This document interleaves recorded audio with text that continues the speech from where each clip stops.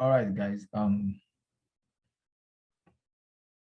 Today we'll be discussing about the parameters of course correction in intermediate time frame. The main time frame, the intermediate time frame, and the entry time frame and the primary time frames are, of course, we all know, are the sequence of our time frames. And what I want us to understand here is as simple as this. The course correction will always come at the intermediate time frame. That doesn't mean that the primary entry or the main time frame won't have their course correction. Of course, they will. But what we want to do is to focus on the course correction in the intermediate time frame. We want to use the course correction in the intermediate time frame to sum up every other course correction. Of course, we know that if this is the entry time frame and the entry time frame did something like this, if the entry time frame did something like this is the entry time frame. From this correction, fine. The primary time frame also is doing something like this. Then we all know that the intermediate time frame will be lesser because it's going to be higher than the main time frame might be just this. Now, we want to focus on this particular course correction here. Although we know that the entry time frame, here, the ETF entry time frame,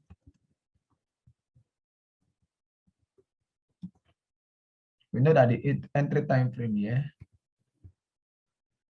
we know that this is the primary time frame.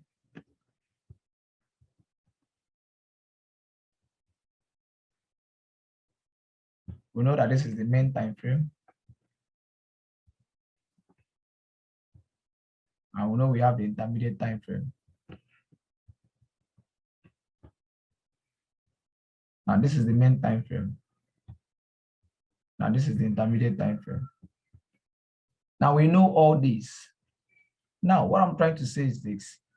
The entry time frame, of course, we first of all start the course correction because it is the least of the time frame and it is the least rather.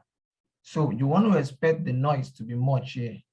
So in order for us to filter the noise, the intermediate time frame is best used to filter the noise of this particular course correction. And of course, we know what a course correction is. A course correction can be accumulation, distribution, redistribution, reaccumulation, anything you want to call it, retracement, reversal, no, not reversal, retracement rather. The starting point, the consolidations, all these things are called course corrections.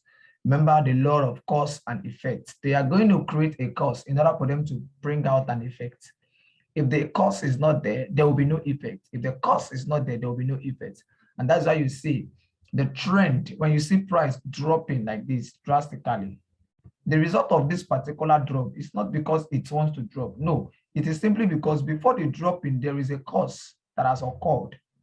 A cause has occurred. Then we have the breakout or the break in the market structure. Then we have the trend. Now, this particular trend you are seeing now is as a result of this cause. Now, this is a cause. This is the effect. This is a cause. Every cause must always have an effect. And the effect starts when we have the breakout. This is the cause and this is the effect. The effect will start when we have the breakout. So this is what I want you to understand here. When I talked about the course correction, we want to filter out the noise. And the best way to do that is to make use of the intermediate time frame in order to do what? Filter out our noise. This particular place now, we have a particular resistance, support and resistance. And we take our entry around there. Imagine taking our entry around there, then the support field or the resistance field went down, elapsed to this particular level. It's expand to this particular level and went back into. That means we've been stopped out.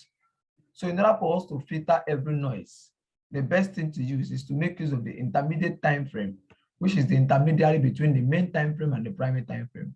We want to make use of the intermediate time frame in order to do what? Take this. Now, what we are talking about is the parameters of a cost creation in the intermediate time frame.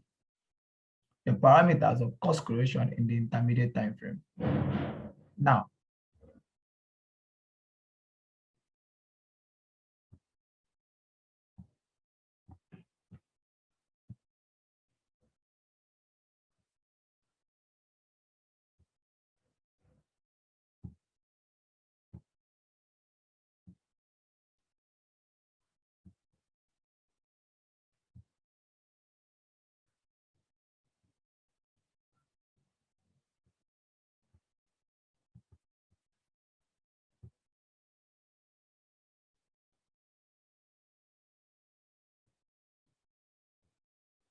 all right.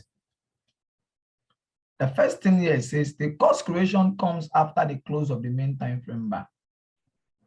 The cost creation comes after the close of the main time frame bar. Now, what are we trying to say here? This is it.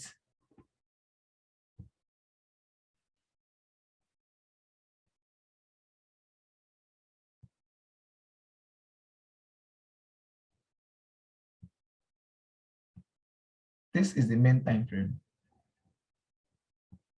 This is the main time frame. The cost creation comes after the close of the main time frame. Yes.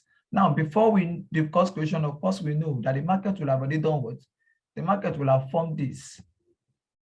They arrange, consolidate, break market structure, then do what? Close in the main time frame. In the primary time frame, rather, close. And where will they close? They will close here. Okay. This is what the primary time frame will do. This is what the primary time frame will do, the PTF.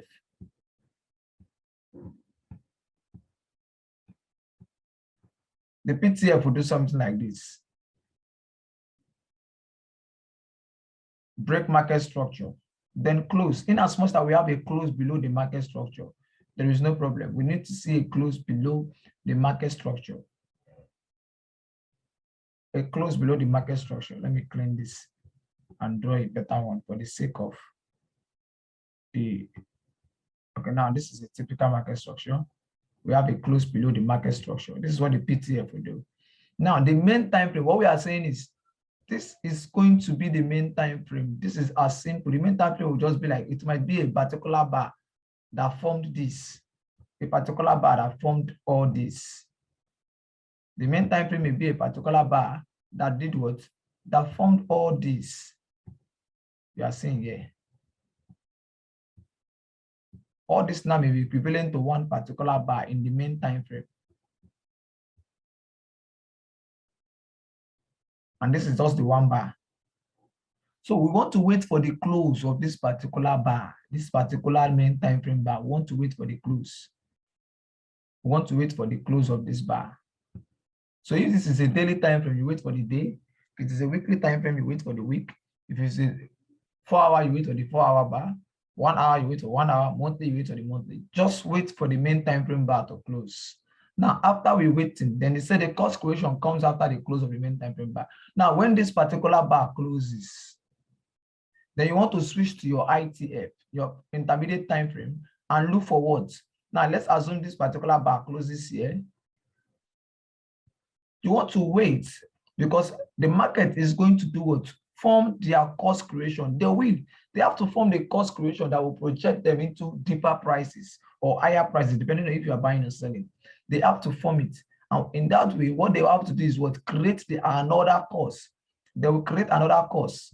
And in creating that cost, you have to wait for them to create it. So you have to wait after the close of the main time frame, switch to the intermediate time frame, and wait for them to show you their hand by creating a cost. They will create a cost. So you want to wait for the cost, creation of cost. Now, when they form their cost, the second thing says, number 2 is trying to explain what the cost start. It said it's an opposition bar and it can consist of one opposition bar or more than. They're trying to tell us that this particular shape here, this particular structure we are seeing here, can come in the form of just a particular bar. That means we can have something like this, the close of the bar, the particular bar formation, opposition bar formation, just one bar, and price breaks out. But it can be more. That means it can be more these aspects. Price form the range.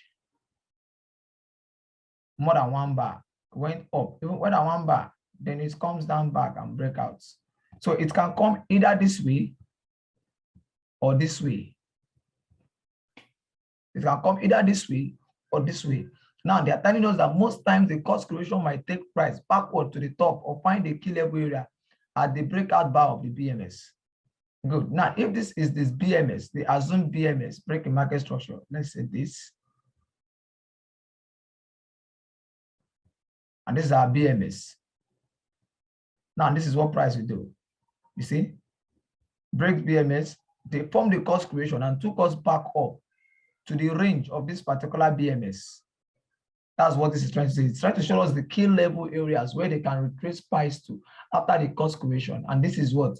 That back to the breakout bar area or the BMS, the breakout bar of BMS, rather, the breakout bar of BMS. That means we still have this stop as our stop loss region. Now, the breakout bar can close, start here. So this particular region is going to be an area of interest to enter, point of interest to enter our trade from. They'll take it back up, then drop. That's what they are going to do. Now, I said something, number 4, only take your trade after the breakout from the cost creation. After, that means only take your trade after the breakout from this point. Why? If you ask me, conservatively, we want to take trade that will give us profits and not trade that will make us be in a spotlight because of our entries or because of wherever the entries is. Wow, I take the right entries. No, we just want to take a trade that will give us profit and come out. So what we want to do is wait for the close. Why are you waiting? You might not see the close and price might just do something like this. Go back up. And even break out from here and keep going. But a breakout from this particular zone, a breakout from this particular zone, a breakout from this particular zone, our cost creation low, don't forget, we tell us that, okay, price is ready to go what? Go deeper. Price is going to go deeper since they break out from that cost creation. Price is going to go deeper. But if there's no breakout from the cost creation, the market can form the market structure from this low, break it, and continue going back up. So that's why you have to wait for the breakout. You have to wait for the break. You must, it's a must. You wait for the break of the cost creation area. Then your stop loss should be set above or below the cost creation range, depending on your position. So these are the parameters of cost creation in the intermediate time frame. Let's us study this. Don't forget, the cost creation comes after the close of the main time frame bar. It's an opposition bar or more than. Most time the cost creation might take price backward to the top or find the key level area at the breakout bar of the BMS. Only take your trade after the breakout from this cost creation. Then 5, stop loss to be set above or below the cost creation range, depending on your position. Now, this is what you want to watch out for when trading based on the cost creation, most especially the break in the market structure. So let's go back, practice it, not just with our chart, visually. Then after we practice this, we can now then do what? Continue. We can now continue to our charts, picking them out and notifying them, trying to figure it out. So that is it. Don't forget the time frame, the cost creations, and the parameters. You can ask your questions. If you have any questions you can send me your questions, of course, on WhatsApp or on the comment section below. Thank you.